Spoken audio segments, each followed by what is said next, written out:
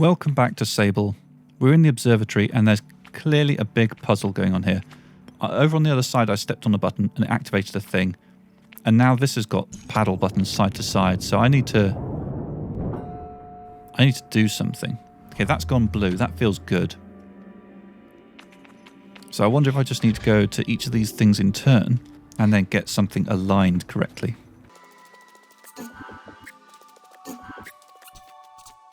Okay, let's try and align this thing so that it glows blue.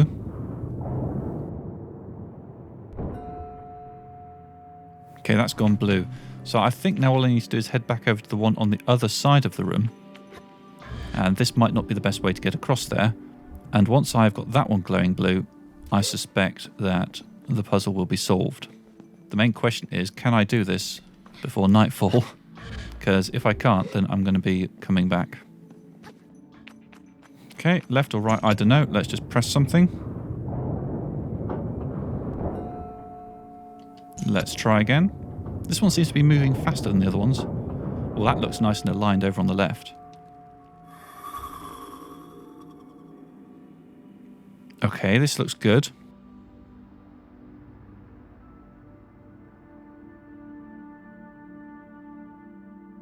I think I want to zoom back over to that platform there.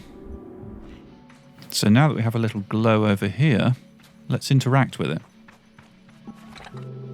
Okay, I'm holding a thing. Do I feed it to the mask? It looks like I feed it to one of these.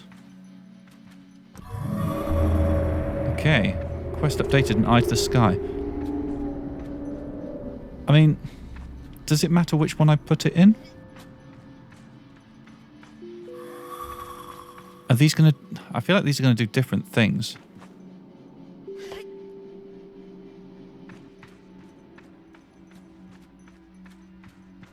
That's a sort of a snaky symbol. It definitely feels like my choice of which of these 6 I put the thing in is significant. The mask is open. Let's go inside. And there's something moving down at the end here that they built a thing here, didn't they? They really did. What's this going to earn me? In front of me, some kind of projection appears as if by magic, and in its floating geometry I see the lights that blaze in the night sky. I see where we came from. As I focus on each element of this complex visualization, I realize that there is something being imparted to me, that I'm reading and understanding things. Knowledge comes in new, yet feels innate, as though I'm being reminded rather than taught. I decide to put my focus toward... options. Can we try them all? Let's try the sun first.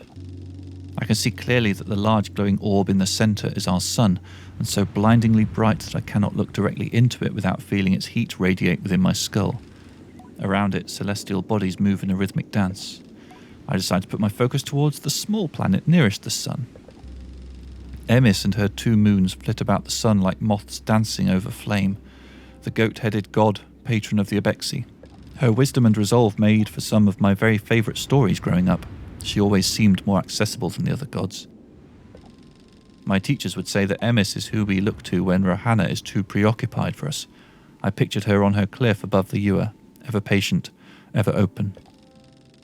They also said that through certain masks, one could see her shadow on the sun. I decided to put my focus towards the second planet. The second planet is Midden, our sandy little home of an unremarkable rock, made warm and vibrant by the power and energy of the Perpetual. Looking at it this way, I see another side of the Perpetual, and cannot help but notice that we look ensnared and imprisoned by it, held in its grasp. A cold wind passes but warms as I remind myself, no, we are not being possessed, we are being protected. I offer myself that comfort. I decide to put my focus toward an unknown geometry. I look upon a shape that I struggle to describe. It is pure and strange geometry, so bizarre and yet so orderly that it cannot be organic. I know immediately that this is the Maw. This is the impossible thing that birthed the whale. I know from stories, from history, and from the knowledge that seeps into my brain here that this was made by living things, sentient ones with plans and intentions. But even though I know it, I cannot fathom it. Its scale is incomprehensible. The magnitude of it is such that even in replica I cannot look at it for long. Something in me loathes it. I don't know why. I decide to put my focus toward the glittering ring. Early on, a glittering ring of golden dust. Every little fleck looks as though it's floating on a breeze, gently through the sky. Are these what make up the stars? I decide to put my focus towards the ringed planet. Carib and his wings. When I picture it, the ringed planet is populated entirely by beetles living in a decidedly advanced society. It would be a perfect place for Sama, I think, but I don't love the thought of it myself. It looks larger than the other planets. That would be a lot of beetles. Time to move on. I decide to put my focus toward the twinned planets, which is the final one. The twin fish Coral and Cobalt. There seem to be small moons caught in their currents. The way they move is mesmeric? Never mind, and it's hard to look away. It is said that these two are the most mischievous of the gods, and I recall the legends of them disguising themselves as children to lure kind nomads into the undercurrent of the dunes. Among the Abexi, these stories of the twins are perfect for scaring the too bold and too young out of venturing too far from home. It's a wonder we ever get on with our gliding. Part of me wishes I had not recalled those fishes, though, and it'll be a challenge not to look askance at the next errant child I meet. I decide to put my focus toward, well, no, I think we're done here. Quest updated, and eye to the sky. I should head back to Kaalan at camp. Before I do, I'm just going to have a little look around in here in case there's good stuff. There's certainly a chest there. Glad I didn't just run for it, eh? I have the machinist trousers, practical trousers for working on bikes and other atomic gear. Pockets for tools everywhere. Let's pop it on. Machinist trousers, there we go. I do have the machinist top to go with it, which I must have picked up somewhere else. Let's have both of that on. Machinist plus guard mask. I mean, I can change my mask, can't I? I know I've only just put the guard's mask on, but if I pop the machinist mask on, then I've got the full ensemble. I am entirely machinist all the time.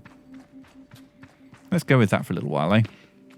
So, yeah, I'm going to backtrack because I feel like I should have a look around the outside of... Oh, hello, noisings. Are we all good? I mean, if I pick this up and put it in one of the other things... Oh, in fact, there's infinite orbs. Let's try popping an orb in all 6 of these. I feel like that might trigger something else. I mean, is that just greedy of me? Okay, I've popped a thing in all 6. Let's have a little look upstairs. No, it doesn't look like any new doors have opened or anything like that. No, I'm not sure that did anything at all. But then why would those 6 things exist? It's mysterious. Okay, so I'm not seeing any chum eggs or any other good loot in here. I think broadly speaking, I'm happy to call this done. But yeah, I would like to have a little look around the outside. Where did I come in here? Was it that little doorway there? Oh, I do see a chum egg up there. How am I going to get to that? I feel like climbing up the walls is probably the answer. Can I get past this little overhang here? I'm going to put my money on yes. Looks like I was wrong. Can I jump from here? I sure can. Give me your egg.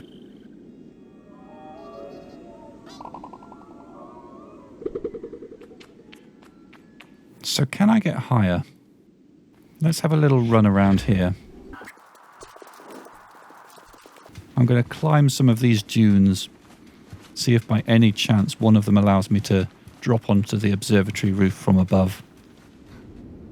Yeah, I think I can see a chum egg doing its little dance over there in the distance. I think climbing this green roof here is probably the answer. Lovely, you are mine.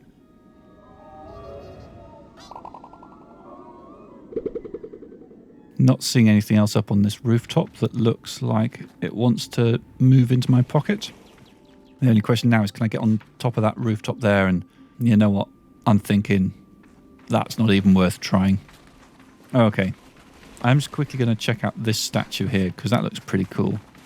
See if there's a chest nestled in the armpit or anything like that. Nah, it doesn't look like it. I mean, there might be a chum egg right on top, but that looks like a difficult climb. I think I am just going to head to that little tower here, just in case. Just in case this rooftop is hollow and has a chum egg inside it.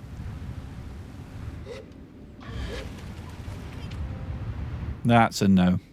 Okay, I think my work here is done. The thing about this game is sometimes it's about taking a moment to figure out what's going on. So let's have a little look at our quest log. So we could go back to camp and hand this in, or I could go and gather 3 orange ringed beetles. Let's go back to camp and hand this thing in. Or I could go and start investigating. See, these 3 things, I don't think we have a quest taking us towards any of them. So investigating them is going to be entirely on our own terms. But then I'm also thinking maybe it's time to change this boat. I think I've mentioned before, this boat thing is a bit of a lark, but it's not very practical. So perhaps before we go doing more exploring, let's handle some administrative things. Okay, step 1, let's go hand in this quest. So I think this quest was given to us by the machinist. I am noting these people walking around who I didn't notice before. I'm just going to try talking to this person, see if they've got anything going on. Dr. Sura. I'm studying different flora and fauna across Midden at the moment. We can treat a lot of things using old tech, but we need to be more and more careful how we use that stuff. It's not accessible to everyone out in the dunes. It's hard to move, and if you lose power... We're starting to make progress with more local, non-technological remedies, but there's still a lot out there to study. Okay, no quest associated there. And the 2 kids who were running around seem to have disappeared. Okay, never mind. Let's go hand in this quest over here. Kaalan says hello. Have you taken a reading yet, Glider? Yes, I opened the door. Ah, okay. This thing's not working. It's done the thing again where the menu stops responding. Okay, let's... I think might be time to restart the game. Back in a second. Alright, here we go. Let's have another go at talking to Kaalan. Kaalan says hello. Have you taken a reading yet, Glider? There we go. Yes, I opened the door. And you saw what's inside, yes? And there was a model. Yes, yes. Oh, that is so what I had hoped you'd say. What a solve. Well done, Glider. You must be tremendously proud of yourself, using that little gliding mind of yours. I skirt past Little to ask if what I saw helps them. Immensely, more than you know. For reasons well, suffice it to say, it helps me, with a few calculations and considerations of my own. But why are you asking about me? Did you learn anything? I pondered the perpetual. I tell them that I found myself perplexed by the perpetual and considering its relationship to us. Fascinating. I can tell Kaalan has long moved on. I'm not sure why they asked me anything really, but I'm glad to see them producing my prize. Here's your badge. Wear it with pride at your sparkling little brain, and perhaps I'll see you in a machinist mask someday soon. I'm wearing one right now, you dollop. I say goodbye to Kaalan. Kaalan is not very observant. Right, next stop, Eccria. Want to do some shopping. So here I am at Eccria, and the machinist, no, not the machinist, the bike merchant rather, works just over here. I'm going to do some shopping. Bike merchant Arvid, yep, I'd like to trade with you. Okay, so step 1. Oh, they've got a lot of money. Probably because I bought a load of stuff from them before. Okay, cool. Yes, here's all the stuff I sold them. Right, so I can buy the Eccria green dye. Might as well have that. I definitely want the giraffe bike booster. I'm getting one of those. Not so fussed about the rest of the giraffe stuff. We've got the speedster bike front. I wonder whether we should get the speedster bike wings. Let's do that. And I'm quite interested in the delivery bike stuff. This looks quite funky. I like the look of the delivery bike engine, I have to say. Let's get that. And then there's also the biker top and the biker trousers. I'm buying all of that. And then we need to get rid of some stuff to make some money. So I'm going to sell 11 of these. And I'm going to sell up to 23 of these.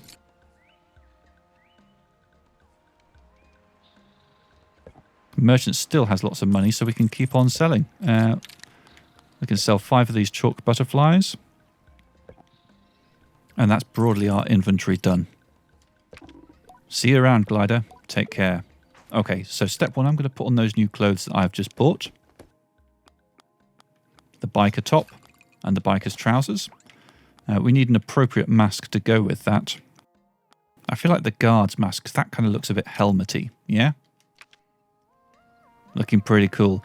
So now we need to find someone to go and make those customizations to our bike. The machinist in Eccria is otherwise indisposed, so let's go somewhere else.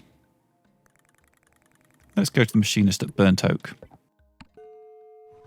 Hello, Burnt Oak machinist. Utari, that's your name.